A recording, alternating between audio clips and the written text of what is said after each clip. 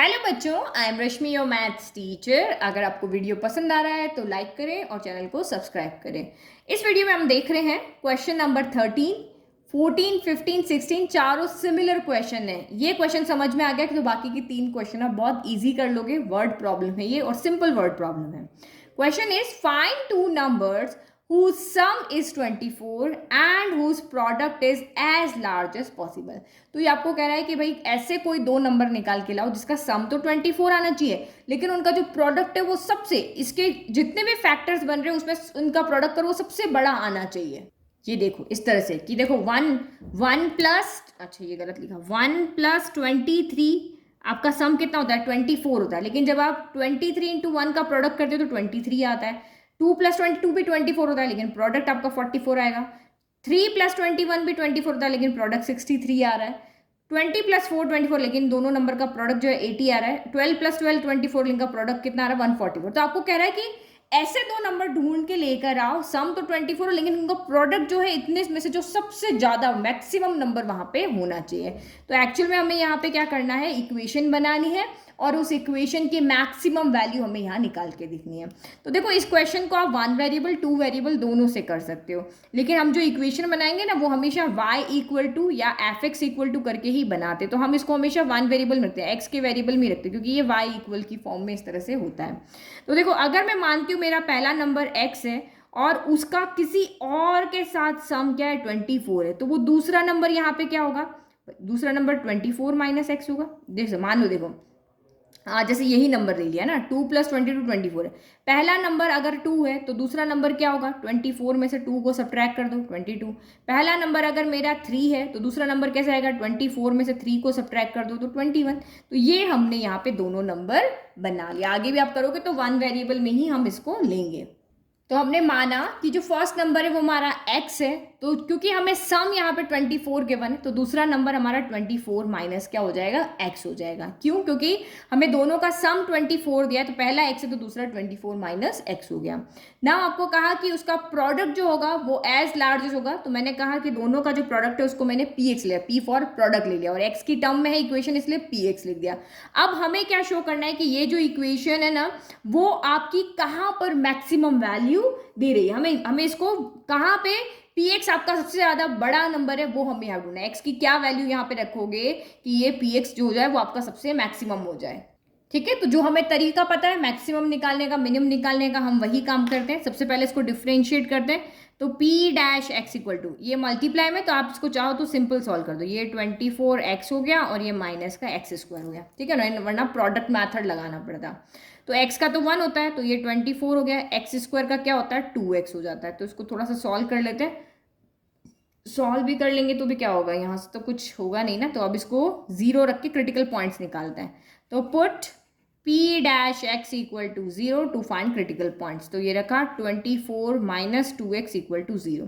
तो this employees 24 equal to 2x हो गया। अब 2 को उधर लेके चले जाओ तो 24 divide by 2 equal to x। तो this implies x equal to कितना आ रहा है आपका 12 आ रहा है। ठीक है, अब हम देखते हैं कि इस पर हमें मैक्सिमम वैल्यू क्या मिलती है, यानी कि ये हमारा पॉइंट ऑफ मैक्सिमा है कि भी नहीं है, तो ये हमें यहाँ पे देखना पड़ेगा। तो पॉइंट ऑफ मैक्सिमा देखने के लिए वही हमारा ग्राफ, हम यहाँ पे x इक्वल टू क्या रख लेते हैं 12 रखते हैं। अब इधर से छोटी में x इक्वल टू 0 जो हमें इजी पड़ती है, और ये 12 है ना तो इसको x इक्वल टू आप यहाँ पे कोई 0 में नंबर जो इजीली हम माउथ से कैलकुलेट कर सकें। तो देखो p-0 कितना होगा, तो p-0 तो ये आपका 0 हो गया, तो ये कितना बचा 24, तो यानी पॉजिटिव है। नाउ p-20 रख लेते हैं। तो 20 रखा तो ये क्या हो गया 24 माइनस 20 इंटू 2, ये 40 हो गया। तो यहाँ से आपको वैसे भी दिख रहा है कि यहाँ नेगेटिव वैल्यू मिल रही है, तो इसका मतलब पॉजिटिव पहले आ रहा है, इसका मतलब आपको यहाँ पे क्या मिल रहा है, ये पॉइंट ऑफ मैक्सिमा है। तो हमने ये शो कर दिया। अगर पॉइंट ऑफ मिनिमा होता तो हमें यहाँ पे मिनिमम नंबर्स मिलते हैं ना, तो ये आपका पॉइंट ऑफ मैक्सिमा, क्योंकि क्वेश्चन में कहा कि प्रोडक्ट जो होना चाहिए वो एज लार्ज एज पॉसिबल होना चाहिए। प्रोडक्ट तो बहुत सारे हैं लेकिन इसमें से जो सबसे बड़ा प्रोडक्ट है, सबसे बड़ा भी मुझे 144 दिख रहा है ना, तो ये इस तरह से यहाँ पे होना चाहिए। तो हमारा यहाँ हमने क्या शो कर दिया, hence x equal to 12 is point of क्या है, मैक्सिमा है। ये हमारा पॉइंट ऑफ मैक्सिमा है, इस पॉइंट पे हमें मैक्सिमम वैल्यू मिलेगी। तो ये पॉइंट ऑफ मैक्सिमा है। तो अब हमें किसकी वैल्यू चाहिए, हमें तो y की वैल्यू चाहिए, हमें सिर्फ यहाँ यही वो नंबर से तो निकाल के लाने, हमें मैक्सिमम वैल्यू थोड़ी ना देनी है। तो फर्स्ट नंबर 12 हो गया, सेकंड नंबर हमारा क्या है 24 माइनस एक्स है, तो यहाँ 20 एक्स की जो वैल्यू दो 24 माइनस 12, तो ये भी आपका 12 हो गया। तो यहाँ पे क्या लिख दोगे, नंबर्स आर 12 एंड 12। तो इन दोनों का प्रोडक्ट जो होगा इन दोनों को ऐड करने पर 24 आएगा और इन दोनों का प्रोडक्ट जो होगा वो मैक्सिमम होगा। तो इस तरीके से हमें क्वेश्चन को सॉल्व करना है, ठीक है। नेक्स्ट 14 देखो। तो 14 यहाँ क्या कर रहा है, find two positive numbers x and y such that x plus Y 60 है एंड एक्स वाई क्यूब आपको मैक्सिमम शो करना है। बस वही काम करना है जो हमने भी पीछे किया है। तो सेम हमने लिख दिया कि given two numbers x and y such that x plus Y equal to आपका 60 है, तो y इक्वल टू, क्योंकि इक्वेशन हमें एक वेरिएबल में ही रखनी होती है, तो y equal to 60 minus X हो गया। और इसके प्रोडक्ट को मैक्सिमाइज करना, तो हमने प्रोडक्ट को पी एक्स क्यूब ले लिया। इस इक्वेशन को हमें इसको करना होता तो इसकी बात करते, इसको करना इसकी बात करते, तो इसको हमें मैक्सिमाइज शो करना तो उसको पी एक्स के इक्वल ले लिया।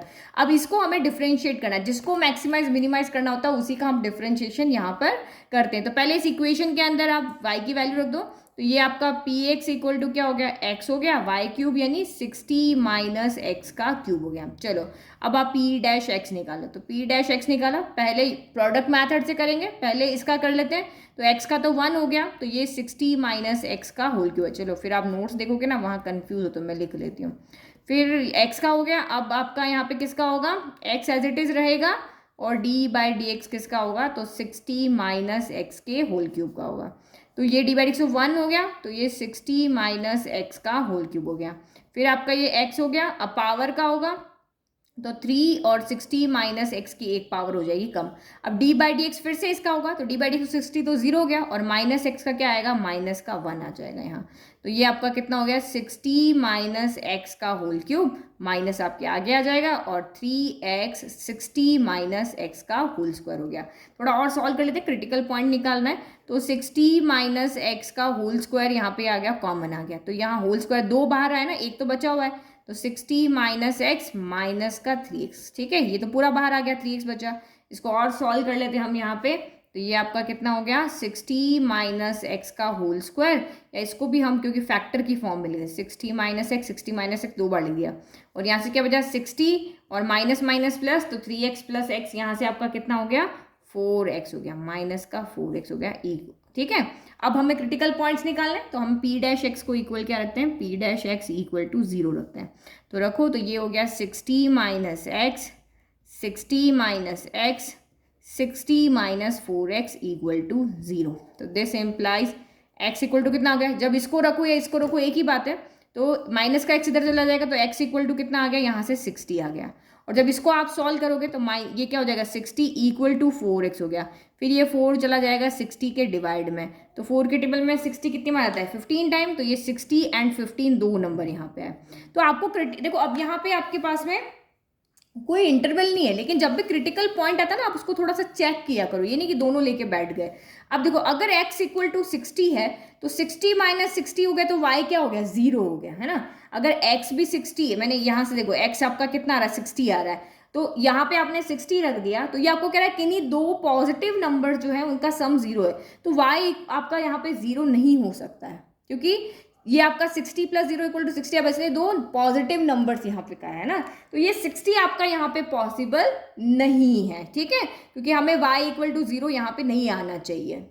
और आप दूसरी इक्वेशन को भी देखो, इसने कहा कि इनका प्रोडक्ट जो है वो मैक्सिमम होना चाहिए, लेकिन अगर आप यहाँ 60 रख दो तो y 0 और यहाँ 0 रख दोगे, तो फिर प्रोडक्ट मैक्सिमम कहाँ से हुआ, किन्हीं दो नंबर का प्रोडक्ट मैक्सिमम तो जब भी होगा ना जब कोई नंबर्स वहाँ पे होंगे, तो ये तो फिर आपका ये भी पॉसिबल नहीं है। तो इसीलिए हम यहाँ पे x इक्वल टू 60 को क्या करेंगे, नेग्लेक्ट करेंगे, ठीक है। तो हमने लिख दिया कि ये पॉसिबल नहीं है, तो x इक्वल टू 15 जो है एक हमारा अकेला क्रिटिकल पॉइंट यहाँ पर है।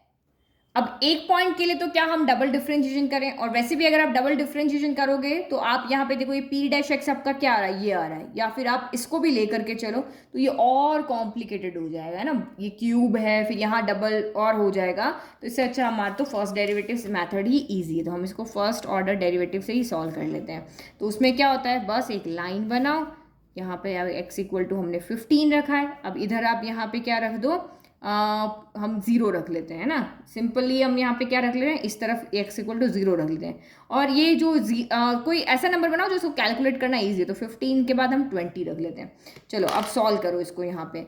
तो P-0 कितना आ रहा है, तो P-0 आप चाहे यहाँ देख लो चाहे यहाँ कहीं भी देख लो, तो 60 और यहाँ 0 के भी 60, तो 60 यानी कि पॉजिटिव ही आ रहा है। तो यहाँ से कितना आ रहा है आपका, पॉजिटिव आ रहा है, क्योंकि 60 का क्यूब आ रहा है, तो ये आपका पॉजिटिव हो गया।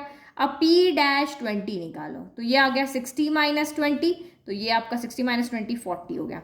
फिर 60 माइनस 20 ये भी आपका 40 हो गया। फिर यहाँ 20 रखा, तो 20 इंटू 4 क्या हो गया, 80 हो गया। तो 60 माइनस 80 कितना हो गया, माइनस का 20 हो गया। तो ये वैल्यू आपकी यहाँ की क्या हो गई, नेगेटिव आ रही है। ये वैल्यू आपकी क्या आ रही है, यहाँ से पॉजिटिव आ रही है। तो पहले प्लस है, इसका मतलब ये क्या है, पॉइंट ऑफ मैक्सिमा है। हमारा ग्राफ इस तरह से जाएगा, है ना।